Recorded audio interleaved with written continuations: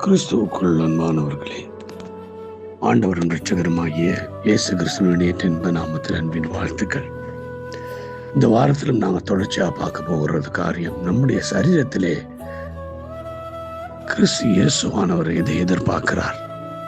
நாம் சரீரம் உருவாக்கப்பட்டு அவருடைய இரத்தத்தினாலே கழுவப்பட்டு இந்த பூமியிலே கத்திரங்களை வைத்திருக்கிற அவருடைய பிள்ளைகளாய் இருக்கிற நாம் இந்த சரீரத்திலே வாழும் நாட்களிலே எப்படிப்பட்டவர்களாய் இருக்க வேண்டும் என்பதை குறித்து தான் ஆண்டவர் நம்மிடத்தில் பார்க்கிற எதிர்பார்ப்பை குறித்து தியானிக்க போகிறோம்.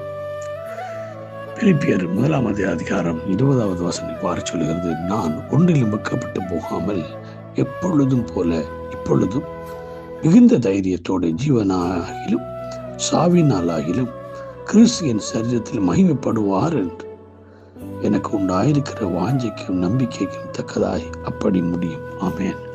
பிரியமானவர்களே, கிறிஸ்து என்னுடைய சரீரத்திலே மகிமைப்படுவார் என்ற அந்த நம்பிக்கை, அந்த வாஞ்சை குறித்து பவுல் சொல்லுகிறார். பவுலுக்கு இருந்த வாஞ்சை எல்லாமே தன்னுடைய சரீரத்திலே கிறிஸ்து மகிமைப்பட வேண்டும்.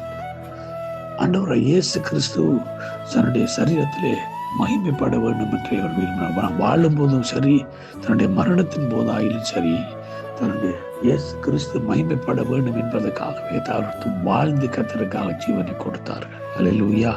பார்க்கிறோம், அவருடைய மரணத்தின் போது கூட கிறிஸ்து மகிமைப்பட்டார். வாழ்ந்த நாட்களிலே அவருடைய சரீரத்திலே கிறிஸ்து மகிமைப்பட்டார்.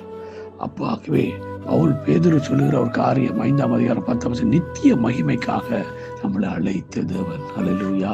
நாம் நித்திய மகிமைக்காக அழைக்கப்பட்டிருக்கிறோம். பிரியமானவர்களே, 2 தெசலோனிக்கேயர் 1 11-12 சொல்லுகிறது, ஆகையால் நம்முடைய தேவனும் கர்த்தராகிய இயேசு கிறிஸ்துவும் அளிக்கும் கிருபையின்படியே நம்முடைய கர்த்தராகிய இயேசு கிறிஸ்துவின் நாமம் உங்களிடத்திலும் நீங்கள் அவரிடத்திலும் மகிமைப்படும் பொருட்டாக. அல்லேலூயா. அப்ப எப்பொழுதுமே எங்களுடைய மாம்ச சரீரத்திலே ஆண்டவராகிய இயேசு கிறிஸ்துவின் நாமம் மகிமைப்பட வேண்டும். அதற்காகவே கர்த்தர் இந்த சரீரத்தை நமக்கு கொடுத்திருக்கிறார். ஏனென்றா 2 கொரிந்தியர் அழகா சொல்லுகிறார். 1 கொரிந்தியர் 5:6 கிரயத்துக்கு கொல்லப்பட்டீர்களே, ஆகையால் தேவனுக்கு உடையவர்களாகிய உங்கள் சரீரத்திலும் உங்கள் ஆவியினாலும் தேவனை மகிமைப்படுத்துங்கள். ஆமென். தேவனுக்கு உரியவர்களாகிய உங்கள் சரீரத்திலும் உங்கள் ஆவியினாலும் தேவனை மகிமைப்படுத்துங்கள் என்று வேதம் சொல்லுகிறது. பிரியமானவர்களை, நம்ம கிரயத்துக்கு கொல்லப்பட்டிருக்கிறோம். ஆண்டவராகிய இயேசு கிறிஸ்துவின் இரத்தத்தை அவருடைய ஜீவனையும் எங்களுக்காக கொடுத்து எங்களை மீட்டுக் கொண்டிருக்கிறார். அவருக்கு சொந்தமாய் வாங்கி இருக்கிறார். ஆகையால் நாம் ஆவியினாலும் சரீரத்தினாலும் அவரை மகிமைப்படுத்தும்படி நாம் அழைக்கப்பட்டிருக்கிறோம்.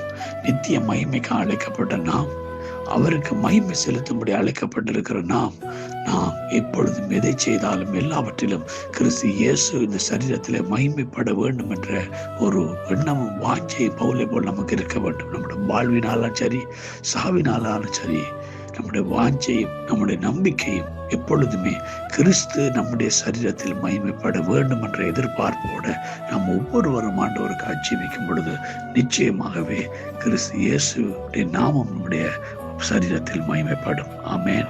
அப்படிப்பட்ட கிருபையும் வல்லமையை கர்த்தர் தாம் ஒவ்வொருவருக்கும் தந்தருள்வாராக. God bless you.